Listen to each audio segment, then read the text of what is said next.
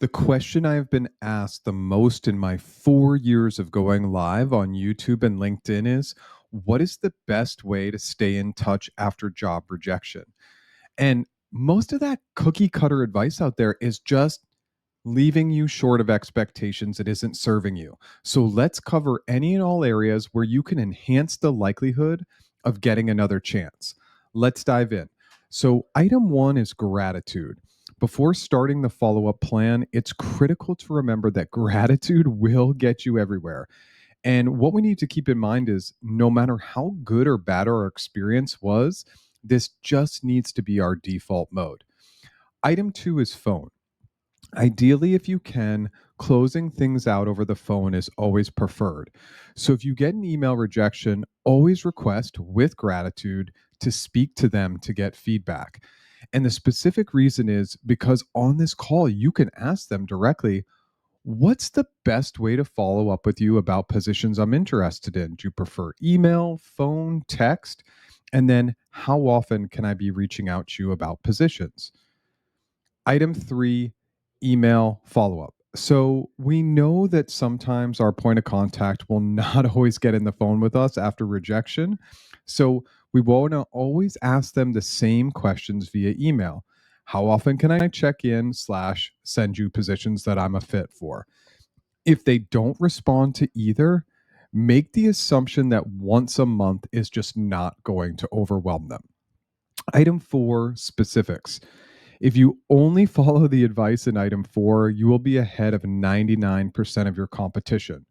When you find a job that interests you at the company that rejected you, follow these exact steps. And then I'm going to go ahead and do a screen share. And after that screen share, we are going to dive into every specific item that I mentioned in that email. Okay, this is our resume template. I'm going to put this in the YouTube description below. So this is the template for you. And I'm going to cover all these items in depth in a moment. But basically, we're going to assume our recruiter, Jane. Hi, how are you? I hope you're doing well. As promised, I'm sharing a position that I'm interested in, hyperlink to the specific role. These are our bullets for why I think I'm a fit for the cloud engineer role. I provide it from a years of experience perspective and some technical items as well, which are really, really critical. And then overall experience. I put my phone number in here and I say call, text, or WhatsApp. I put my email in here. I'll explain all of this in a moment. And then my availability to chat with not only my Calendly link, but also including times of day I'm available. And then for reference, I'll also attach my most recent resume and a link to my LinkedIn profile. Okay, let's break it down piece by piece. But first, a quick note, only send them one role at a time. This is my strong recommendation because we are asking them to put in work for us. Don't overwhelm them with too much. One position at a time is great. Start with a friendly note, but keep it short and sweet. Next, we want to remind them that you are following up on your promise to share positions. This is reiterating to them, whether they responded to you or not, that you are going to reach out. Hyperlink the role from the careers page. By providing the link, it provides no ambiguity about the position you're interested in. And if it's active on their website, they should still be in the interview process for the role. Bullets for why you're a fit. This is a huge opportunity for two major reasons.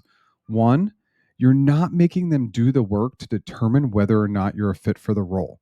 And then, secondly, if they do not recruit on that role, they can forward it on to their colleague. Their colleague can quickly identify if you're a fit without any of that additional historical data or context about you. Phone number and email in the body of the email. Why? They have this information already in your email, already in the system, in the resume you're going to attach. Again, this is simply removing a barrier to entry. If they want to quickly pick up the phone and call you, they want to forward it on to a colleague who can quickly email you. It's making it easier for them to reach out and get back in touch with you. Availability. I love this one. Ideally, you can provide them with a calendar tool link so they can simply book time on your calendar.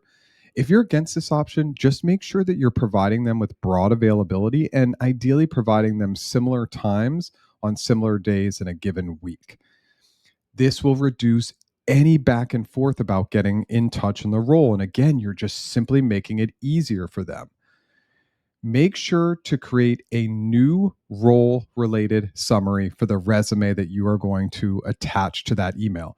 And essentially, all you need to do is you just need to go into ChatGPT or your preferred AI tool and ask it to create 5 to 7 resume bullets that strongly match the job description in your resume. We always want to provide job specific resumes each time we reach out.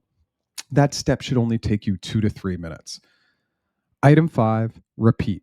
As long as you remain excited and interested about the company, I would send one position of that interests you once a month. Again, you don't want to inundate them with more. Make it as easy as possible for them to help you. And yes, with no response after a few of these emails, we may want to consider stopping this strategy. Lastly is item 6, which is referrals. One amazing way to stay in the good graces of your point of contact, whether that's the recruiter or the direct hiring manager, is to send them a fit of people who are likely to be a strong match for their organization. The email is almost the same exact as the one you sent before, and you're just going to be CCing your friend on the email and changing a couple of words here or there. I've included that email template too in the YouTube description. This is the approach. I know it seems really basic and really simple, but if we make it really simple for our audience, the likelihood that they help us is going to be extremely high. Thanks for watching.